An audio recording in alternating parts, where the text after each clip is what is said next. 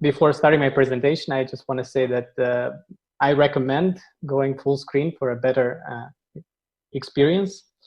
And I'll just dive in straight away with my presentation. Please, Artur, feel free to interrupt me if you hear something goes wrong. Yes. So far, so good.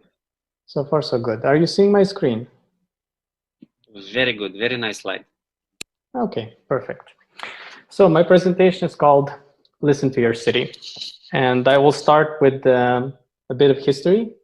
I will start with the year 1987, when an open-air concert was happening in Berlin, right near the Reichstag. The Reichstag is the big building that you see right there. It was a rock concert at which multiple rock stars from all over the world got together to do an open-air concert. And they chose this location specifically because it was close to the Berlin Wall. And at that time, people from Western Berlin had easy access to all Western goods, including music, and people from Eastern Berlin were banned from listening to good quality rock music, especially because it was treated as a social troublemaking concept. So people from Eastern Europe were actually going close to the wall to listen to good music coming from Western Berlin. And this was a historical moment because it was very close to the crashing of the Berlin Wall. It was a moment of boiling, I would say, in the city. And that's when David Bowie performed his most known song, Heroes, which is about two lovers, one from Western Berlin and one from Eastern Berlin. And this song had a roaring success, and I invite you to watch a short video about this. I hope that it goes well. 1 second. Like dolphins can swim. Though nothing will keep us together. We can beat them forever and ever. Or we can be heroes just for one day.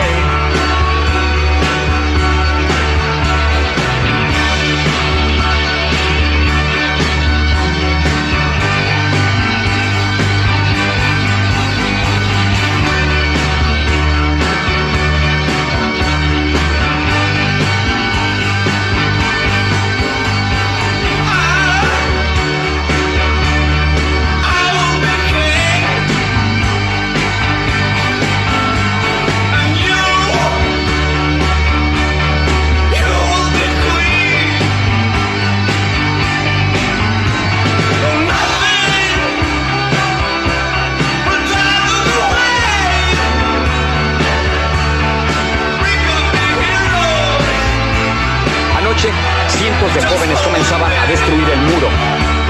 Son 28 años de frustración que terminan. I think you get the gist of it. Basically, after Bowie's performance of Hero on the 6th of June, it was considered the contribution to the fall of the Berlin Wall, together with many other musicians. And upon his death, unfortunately, in 2016, the German government came with a publication with a statement saying that you are now among the heroes and thank you for bringing down the wall. So I believe that you could say that it's a yes and no about the contribution of rock music to the fall of the Berlin Wall, but it definitely had an inspiration and a message for all the people behind the wall and on both sides of the wall. And I think it was a new era of desire for freedom. And I think that we can learn a lot from that and how to listen to our cities. And in this case, it was saying that we don't want a wall here. And today's presentation is about basically listening to what citizens have to say about what they want and what they don't want in a city. And data is just a fancy word to describe our capacity to listen and to understand. And my name is Mihai Avram. I'm a lover of innovation, urbanism, sci-fi, and music. And today I hope you're following my story. And I will tell you a bit about my background. I had my agency is called Enable. I'm co-partnering it together with my partner, Olga Ruzhansky. And in the last years, we've been doing a bunch of projects in the last 5 years. Some of them had to do with crowdsourcing, some with crowdfunding, some of them were done in partnership with Artur, actually, especially the VR one that I'm mentioning here, and most recently, data mapping. And I've done research related to that.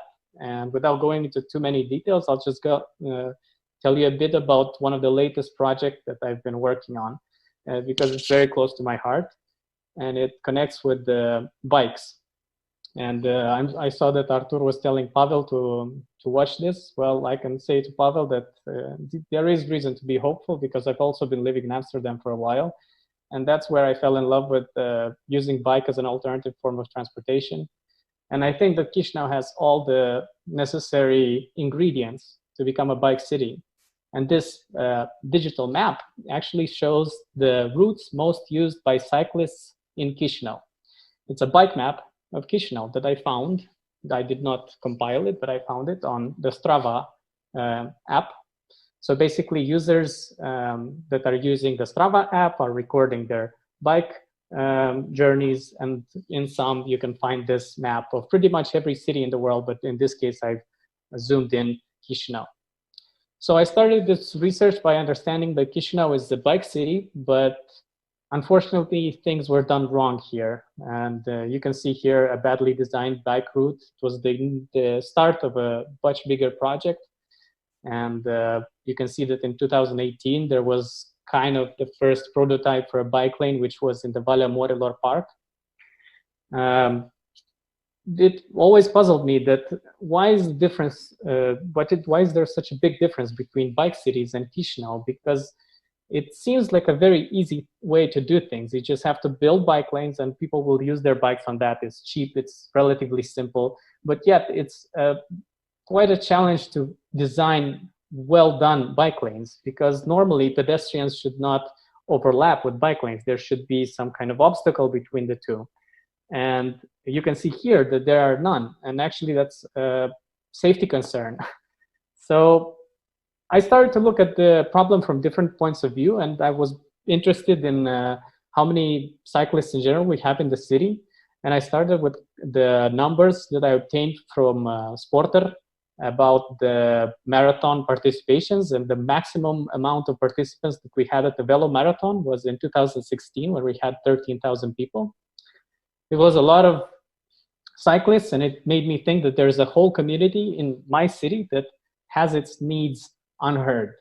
Nobody's listening to them, nobody's building for them, nobody is taking into account their feedback, their contribution, their input, and nobody is giving them what they want, which is a city that's safe, where they can use their bikes and not just keep their bikes in their garage somewhere and use them only with extreme protection and with a lot of panic, so to say. And Chișinău is a city that has a lot of problems, and you can see here, this is a zoom of intersection from our city, and I've contributed actually to the creation of this data map, where we pinpointed every single car that was parked on the sidewalk or in non-designated parking areas. And you can see that there's a huge number of cars parked on the Vasile Alexandri Street, which is a central street in our city. And while the city has a big problem with parking spaces in the city center, it's not even investigating the possibility of creating easy-to-use bike infrastructure, which would solve this problem partially. So it's kind of a puzzle for me, and I started to research it more to understand better why it's happening and how this can be solved faster. And I started to look at the data. I saw that even though the data is not completely accurate and I cannot see the exact numbers of journeys, it could easily be deduced by just analyzing the map that the #1 most used bike route in Chișinău is in the park, Valea Morilor, which you see here, #1. #2 is Alecu Rousseau, connecting Rășcani and Ciocana, and #3 is Mircea cel Bătrân. In the research that I've done last year, I managed to extract basically the top 10 most used bike routes in Chișinău. And the first insight that I got from that was that biking in parks is okay. It's a leisure, but it's not per se a commute. It's not using bikes as an alternative form of transportation, because normally bikes should be used to go to work or to go to your university and back. Whereas people that go to Valea Morilor just put their bikes in their car, arrive at the park, take out their bike, do a circle around the lake, and then put the bikes back in their car and go home by car. And this is a problem, because by building or kind of setting up this bike lane in the park, the municipality has been incentivizing in a way to use bikes not as a form of transportation, but as a form of leisure. And while looking at the data and seeing the top 10 most used bike routes by the users, I saw that the municipality at that time in 2018 was planning to invest about 700,000 euros in the renovation of a bike route that is not in accordance with the data. It's in a Valea Trandafirilor, a completely different park. That park does not, it does not host that many cyclists. And it seems to me that it's just a waste of money. If you're investing in a piece of road that will be used by 100 people instead of 1,000 people, then you're wasting public money. And it's a distress call, because authorities should maximize the impact that they have on renovation, and they should not spend money just in a discretionary fashion. So this raised my kind of awareness, and if they would have invested approximately or even a smaller amount of that 700,000 euros, they could have made the #2 most used bike route in Chișinău much better, to be used by a lot more people that connect between Ciocana and Rășcani. And I think that would have made for a much wiser investment.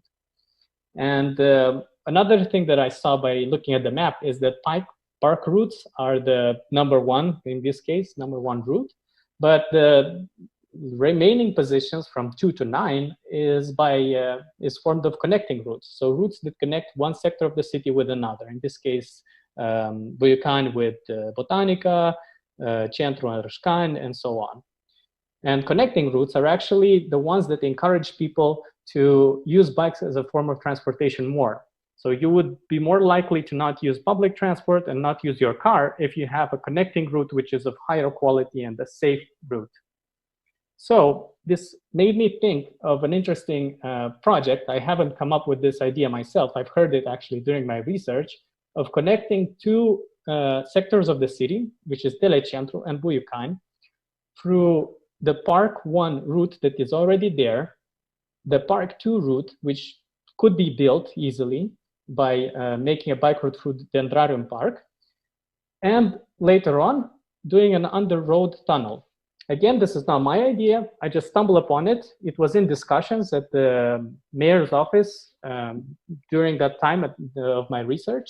But I thought that it's an ingenious idea because it fits the data.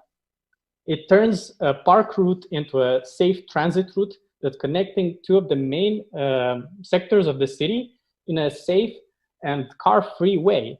So cyclists wouldn't have to go on car roads in order to get from Telecentru to Buiucani easily.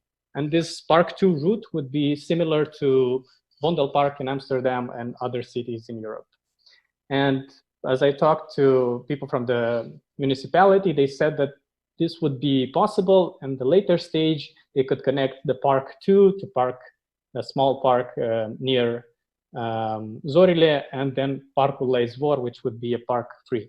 So there is potential to connect these three parks together. But if you want to make God laugh, tell him about your plans, and nobody could figure out that COVID, the pandemic, would probably ruin most of these plans. Cities are now ground zero for the COVID crisis, and urban life is not what it used to be before. People normally, if you can see the statistics here, I've compiled a percentage of the total cases in America, for instance. You can see that New York has 26% of all people that were diagnosed with coronavirus in the United States, and cities are actually normally places that are vibrant with life, places where people want to go to succeed, to have economic opportunities, and exactly seeking economic opportunities, seeking social opportunities. But in this case, cities are the places that are most dangerous. So how do we plan around that, and how do we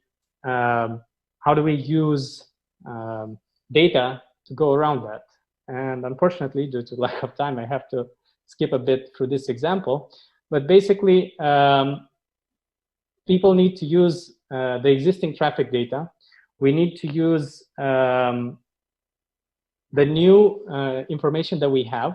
We need to understand that not as many cars will go through the city.